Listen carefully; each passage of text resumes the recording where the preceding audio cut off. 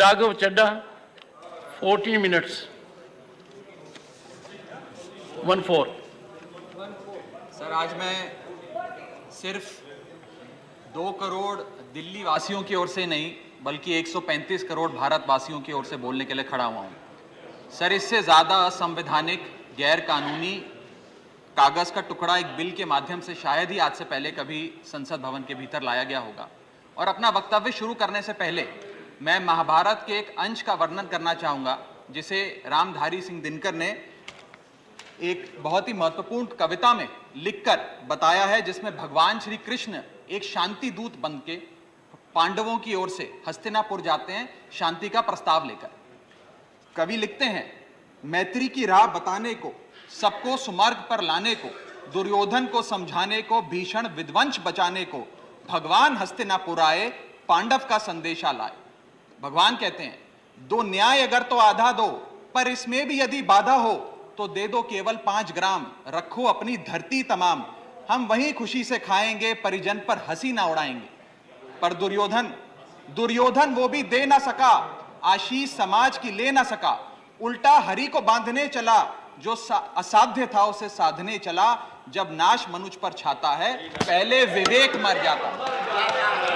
Sir, इसमें Delhi bill का सार है। सर, हम न्याय की गुहार लगाने आपके सामने आए हैं, अपने हक मांगने आए हैं, अपने हक से ज्यादा मांगने नहीं आए। सर, मैं अपने वक्तव्य को 3 भाग में बांटता हूं। पहला कि यह बिल कैसे एक राजनीतिक धोखा है, पॉलिटिकल फ्रॉड है। दूसरा, यह कैसे एक संवैधानिक पाप है, कॉन्स्टिट्यूशनल सिन है।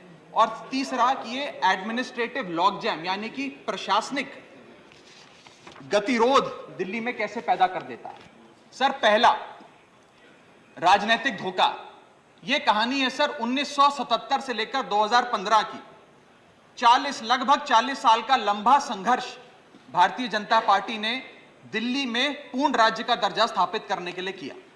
1977 में जब 3rd मेट्रोपॉलिटन काउंसिल दिल्ली में था, उसमें जनता पार्टी की सरकार थी।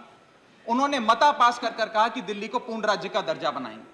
लगातार पूर्ण राज्य की दर्जे की मांग करते ये 1989 का लोकसभा का मैनिफेस्टो मैं बीजेपी का लाया हूं। 1989 के मैनिफेस्टो में पेज नंबर 361 पे पॉइंट नंबर 10 पे ये कहते हैं, grant statehood to UT of Delhi. यानी कि 1989 से लेकर लगातार ये लोग दिल्ली को पूर्ण राज्य का दर्जा दिलाने की मांग करते रहे। यहां तक कि जब 1991 में कांग्रेस की सरकार ने दिल्ली में विधानसभा का गठन किया, उससे भी ना पर्याप्त मानते हुए लाल कृष्ण आडवाणी जी, मदन लाल खुराना जी सबने बयान दर्ज कराए कि यह भी दिल्ली के साथ न्याय नहीं है, दिल्ली को पूर्ण राज्य का दर्जा मिलना चाहिए और हम इसके लिए आंदोलन चलाएंगे। और लगातार इन लोगों ने संघर्ष किया, आंदोलन किया।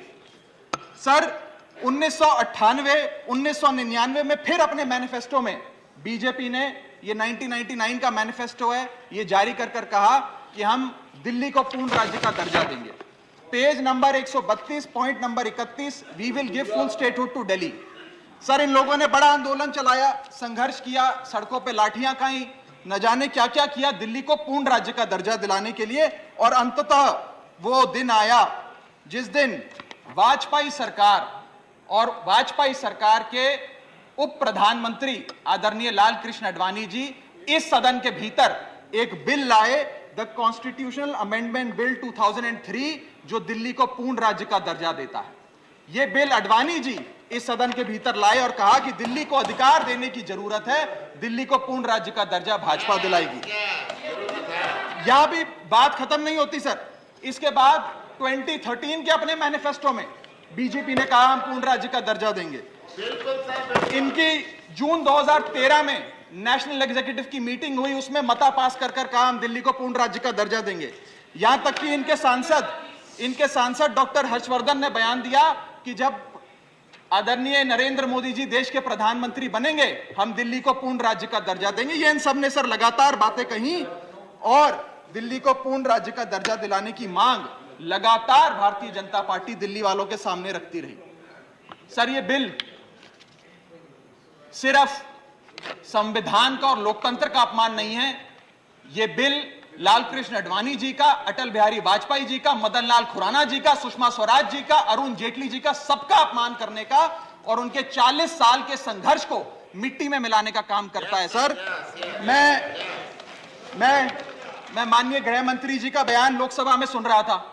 उन्होंने कहा कि नेहरू जी ने, पंडित नेहरू ने यह बात रखी थी कि दिल्ली को पूर्ण राज्य का दर्जा नहीं मिलना चाहिए। मैं माननीय गृह मंत्री जी से कहना चाहता हूं, नेहरूवादी मत बनिए, आडवाणीवादी बनिए, वाजपेयीवादी बनिए और दिल्ली को पूर्ण राज्य का दर्जा देने का आज आपके पास ऐतिहासिक मौका है। दिल्ली को पूर्ण राज्य का दर्जा दीजिए। सर, इस बिल को लाने का असल कारण क्या है? यह बिल क्यों लाया गया है? पिछले 25 साल में दिल्ली में 6 बार विधानसभा के चुनाव हुए। 6 के 6 चुनाव भारतीय जनता पार्टी बुरी तरीके से हारी। यहां तक कि 2015 और 20 में आजाद भारत के इतिहास की सबसे बड़े जनादेश की सरकार अरविंद केजरीवाल ने दिल्ली में बनाई। क्योंकि ये पिछले 25 साल चुनाव नहीं जीत पाए और अरविंद केजरीवाल और आम आदमी पार्टी के आने के बाद ये जानते हैं कि अगले 25 साल भी ये लोग चुनाव नहीं जीत पाएंगे, तो सरकार को नष्ट करने का काम कर रहे हैं। ना रहेगी सरकार और ना रहेगा चुनावों का महत्व, ना रहेगा बांस, ना बजेगी बांसुरी। लेकिन मैं आज इस मन से भाजपा से अनुरोध करूंगा कि कम से कम लाल कृष्ण आडवाणी जी को न्याय दीजिए, कम से कम उनकी इच्छा पूरी करिए, दिल्ली को पूर्ण राज्य का दर्जा दीजिए। सर, मेरा दूसरा भाग कि कैसे यह बिल एक संवैधानिक पाप है। सर, पहली चीज, ये abuse of ordinance making powers है, आर्टिकल 123 जो संविधान का देता है। संविधान ये कहता है, और वाईवी चंद्रचूड़ साहब का AK Roy versus union of India एक बड़ा महत्वपूर्ण लैंडमार्क जजमेंट है, जिसने कहा कि ऑर्डिनेंसेस सिर्फ आपातकालीन और विषम परिस्थितियों में लाए जाएंगे। ऐसी कौन सी आपातकालीन और विषम परिस्थितियां आ गई कि आपको सुप्रीम कोर्ट के फैसले को 8 दिन के भीतर बदलना पड़ गया? दूसरा सर, देखिए सर, सुप्रीम कोर्ट, दूसरा बिंदु, यह सुप्रीम कोर्ट का अपमान है। सुप्रीम कोर्ट के फैसले को 8 दिन के भीतर 5 जजों के संवैधानिक पीठ के सर्वसम्मति के फैसले को बदल के आज भारतीय जनता पार्टी ने एक मैसेज दिया है कि हम सुप्रीम कोर्ट को भी चैलेंज करते हैं, सुप्रीम कोर्ट के फैसले को भी नहीं मांगते। आपको जो ऑर्डर जारी करना है करो, हम चंद दिनों के अंदर ऑर्डिनेंस लाकर उस फैसले को बदल देंगे। They have challenged the majesty of the honourable supreme court. Sir, और मैं आपको यह कहना चाहता हूं कि आजकल जो ऑर्डिनेंस लाने की जो एक फेटिश इस सरकार ने देखी, चाहे वो लैंड एक्विजिशन बिल हो, चाहे वो फार्म बिल हो, चाहे ईडी के डायरेक्टर का एक्सटेंशन हो, जो ये सारी चीजें ऑर्डिनेंसेस के माध्यम से इन्होंने करी थी, इस बिल का हश्र भी वही होगा जो सारे पुराने बिलों का हुआ था। सर, थर्ड बिंदु कि कैसे ये बिल संघीय ढांचे को एरोड करता है। हमारा भारत का संविधान और सुप्रीम कोर्ट का 2023 का 2018 का संवैधानिक पीठ का फैसला कहता है कि दिल्ली के पास एक यूनिक फेडरल आइडेंटिटी है, यूनिक कॉन्स्टिट्यूशनल आइडेंटिटी है, और भारत का संविधान जो हमें संघीय ढांचा देता है, जो शक्तियां देता है, उन शक्तियों को एनक्रोच करने का काम यह सरकार करती है, हमसे अफसरशाही और तमाम शक्तियां छीनकर। मैं आपको सुप्रीम कोर्ट का वो एक वाक्य पढ़ के सुनाना चाहूंगा। The majority in the 2018 constitutional जज bench held that while the NCT of Delhi could not be accorded with the status of a state, the concept of federalism is applicable to Delhi. हम पूर्ण राज्य नहीं है, लेकिन फिर भी राज्य का दर्जा एक संघीय ढांचे के परिप्रेक्ष्य में दिल्ली को मिलता है। उसके बाद सर, इन लोगों ने तो कमाल ही कर दिया। आज बिना संवैधानिक संशोधन लाए संविधान को बदल दिया, मात्र एक एक्ट ऑफ पार्लियामेंट से, जो आज तक शायद भारत के इतिहास में कभी नहीं हुआ। सर, इसके बाद यह बिल पार्लियामेंट्री अंडरमाइन करता है प्रिंसिपल्स ऑफ कलेक्टिव रिस्पांसिबिलिटी को। भारत का संविधान कहता है सर कि परमानेंट एग्जीक्यूटिव और पॉलिटिकल एग्जीक्यूटिव मिलके लेजिस्लेचर के प्रति जवाबदेही होंगे। ये प्रिंसिपल ऑफ कलेक्टिव रिस्पांसिबिलिटी है।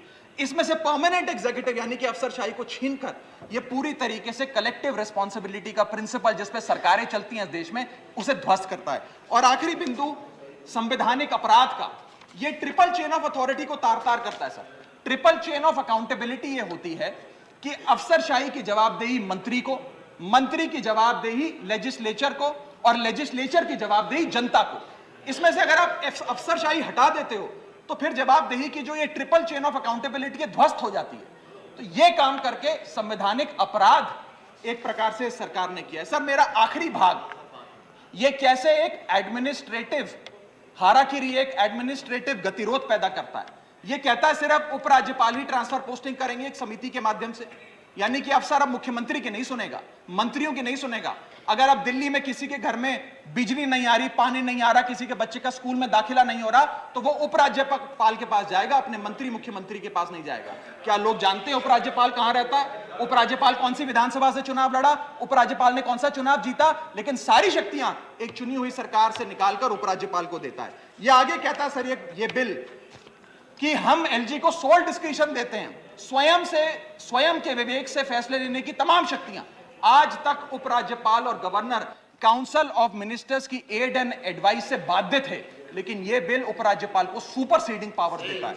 आगे सर यह बिल जितने भी ब्यूरोक्रेट्स हैं उन्हें एक जुडिशियल अथॉरिटी बना देता है। यह कहता है अफसरशाही तय करेगी कि मंत्री का फैसला सही है कि मंत्री का फैसला गलत है, और अगर अफसर को मंत्री का कोई फैसला पसंद नहीं आया तो अफसर मंत्री का फैसला लागू करने से मना कर सकते हैं। और सर यह बिल अथॉरिटी, कमीशंस और कॉरपोरेशंस बनाने की, तमाम गठन करने की, नियुक्ति करने की शक्तियां सारी की सारी केंद्र सरकार को दे देता है, यानी कि सरकार की चाबी एक प्रकार से केंद्र सरकार को हाथ में पकड़ा देता है। सर माननीय गृह मंत्री जी ने कहा था कि आम आदमी पार्टी एक सुपारी सी जितनी पार्टी है, एक सुपारी जितनी छोटी सी पार्टी है। सर ये वो सुपारी जितनी पार्टी है जो आजाद भारत के इतिहास का फास्टेस्ट ग्रोइंग पॉलिटिकल स्टार्टअप कहलाती है। ये वो सुपारी जितनी पार्टी है जिसने 3 बार भाजपा को दिल्ली में हराया और 2 बार 2015 और 20 में आजाद भारत के इतिहास की सबसे बड़ी जनादेश की सरकार बनाई। ये वो सुपारी जितनी पार्टी है जिसने पंजाब में भाजपा को लगभग शून्य पर लाकर खड़ा कर दिया। ये वो सुपारी जितनी पार्टी है जो 10 साल में राष्ट्रीय पार्टी बनी। ये वो सुपारी जितनी पार्टी है जिसके 161 विधायक और 11 सांसद है। और ये वो सुपारी जितनी पार्टी है जिसका काम देखने के लिए first lady of United states of America और यूनाइटेड जनरल के पूर्व प्रमुख बान की मून आते हैं। सर मैं आज अपने साथी जो आंध्र प्रदेश और उड़ीसा की सरकार चलाते हैं उन्हें कहना चाहूंगा, आपकी जरूर कुछ मजबूरियां रही होंगी जिसके चलते आपने ये फैसला लिया इस सरकार के इस बिल का समर्थन करने में। कुछ तो मजबूरियां रही होंगी, यूं ही कोई बेवफा नहीं होता। लेकिन मैं आपको कहना चाहता हूं कि आग जब लगेगी तो बहुत दूर तक जाएगी। राहत इंदौरी साहब का एक बड़ा महत्वपूर्ण शेर है, अगर खिलाफ है होने दो, जान थोड़ी है, ये सब धुआं है, आसमान थोड़ी है, लगेगी आग तो आएंगे कई घर जद में, यहां सिर्फ हमारा मकान थोड़ी है। लेकिन जब आपके घर में आग लगेगी आम आदमी पार्टी आपके साथ खड़ी होगी, मैं आपको विश्वास दिलाता हूं। और सर मैंने अपनी बात शुरू करी थी महाभारत के एक अंश से, मैं समाप्त भी महाभारत के एक अंश से करूंगा। सर बीच कुरुक्षेत्र के मैदान में जब युद्ध प्रारंभ होने वाला था तो युधिष्ठिर ने शंखनाद करने से पहले एक घोषणा करी और कहा कि यह धर्म की लड़ाई है। मेरी सेना में खड़े मेरे पीछे जितने योद्धा हैं, अगर उन्हें लगता है कि धर्म मेरे साथ नहीं कौरवों के साथ है तो मेरी सेना छोड़कर सामने वाली मेरी दुश्मन की सेना में जाकर खड़े हो जाएं, उनकी ओर से युद्ध करें। और अगर कौरव सेना में कोई योद्धा है जिसे लगता है कि धर्म युधिष्ठिर के साथ है, पांडवों के साथ है, तो आप कौरवों की सेना छोड़कर मेरी सेना में आइए, मैं बाहें फैलाकर आपका स्वागत करूंगा। उस समय कौरवों का एक भाई युयुत्सु कौरव सेना छोड़कर पांडवों की ओर आया और पांडवों की ओर से युद्ध लड़ा। मैं उसी बात का जिक्र करते हुए आज इस सदन में बैठे तमाम सांसदों को कहना चाहता हूं, राज्यसभा काउंसिल ऑफ स्टेट्स है, हम लोग काउंसिल ऑफ स्टेट्स है, जहां ज्यादा जिम्मेदारी बनती है राज्यों के हकों की, अधिकारों की रक्षा करने की। मैं मांग करता हूं आज आप लोग पार्टी लाइन से ऊपर उठकर, विचारधारा से ऊपर उठकर संविधान को बचाने के लिए, लोकतंत्र को बचाने के लिए इस बिल को हराइए। आज ये इतना असंवैधानिक और गैर कानूनी बिल अगर ये सफल हो गया तो हो सकता है आज के बाद आने वाले समय में ये लोग देश में चुनाव ही ना कराएं, चुनावी प्रक्रिया को खत्म करने से।